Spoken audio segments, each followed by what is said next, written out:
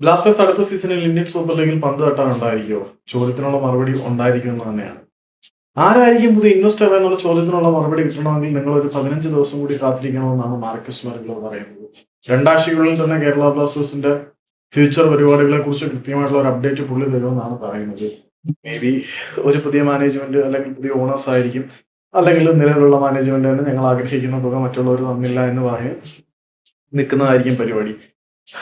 അപ്പോൾ നിങ്ങളെ പോലെ തന്നെ ഞാനും ആശങ്കയിലൊക്കെ തന്നെയാണ് അറിയാൻ വേണ്ടിയിട്ട്.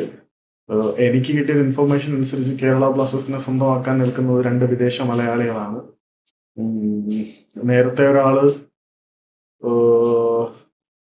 കേരളത്തിലെ ഫുട്ബോൾ പ്ലേയേഴ്സിന് ഒരുപാട് പാരിതോഷികങ്ങളൊക്കെ പ്രഖ്യാപിച്ചിട്ടുള്ള വ്യക്തിയാണ്. പിന്നെ മറ്റൊരാള് കേരള ബ്ലാസ്റ്റേഴ്സിനെ പർച്ചേസ് ചെയ്യാൻ നമ്മുടെ ഇവാൻ ആശാന്റെ സമയത്ത് ഒരു ശ്രമം നടത്തിയതാണ്. ഏറെക്കുറെ അവര് ഫൈനൽ സ്റ്റേജിൽ വരെ എത്തിയതാണ്. പക്ഷെ പെട്ടെന്ന് ബ്ലാസ്റ്റേഴ്സിന്റെ നിലവിലെ മാഗ്നം പ്രൈസ് ഉയർത്തി കാണിച്ചതുകൊണ്ട് അവർ ഇട്ടിട്ട് പോയതാണ്. അന്നേ അവര് കൃത്യമായിട്ട് പറഞ്ഞിരുന്നു, ഞങ്ങൾക്ക് ഇപ്പോഴും ഇന്ത്യൻ ഫുട്ബോളിൽ ഒരു ISL ടീമിൽ ഇൻവെസ്റ്റ് ചെയ്യാൻ താല്പര്യമുണ്ട്. അത് either കേരള ബ്ലാസ്റ്റേഴ്സ് അല്ലെങ്കിൽ നോർത്ത് ഈസ്റ്റ് യുണൈറ്റഡ് ആണ് ഞങ്ങൾക്ക് താല്പര്യം എന്നാണ് പറഞ്ഞത്.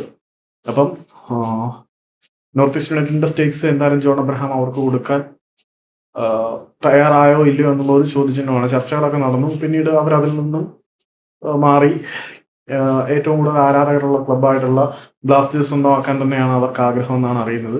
പാഷനേറ്റ് ആയിട്ടുള്ള മലയാളിയാണ്. ഒരുപാട് ആഗ്രഹങ്ങൾ കൊണ്ടു നടക്കുന്ന മനുഷ്യനാണ്. സ്വന്തം സ്റ്റേഡിയം നിർമ്മിക്കാനുള്ള കപ്പാസിറ്റിയും കാര്യങ്ങളൊക്കെ ഉള്ളതാണ്. പുള്ളിയായിരിക്കുമെന്നാണ് ഞാൻ പ്രതീക്ഷിക്കുന്നത്, നിലവിലുള്ള സൂചനകൾ വെച്ചിട്ട്. തൽക്കാലം അതിനെക്കുറിച്ചൊന്നും നമ്മളിപ്പോൾ ഡിസ്കസ് ചെയ്ത് പോകണ്ട. 15 ദിവസത്തിനുള്ളിൽ ഇത് സംബന്ധിച്ചിട്ടുള്ള ഒരു അപ്ഡേറ്റ് നൽകാമെന്ന് മാർക്കസ് പറയുന്നു.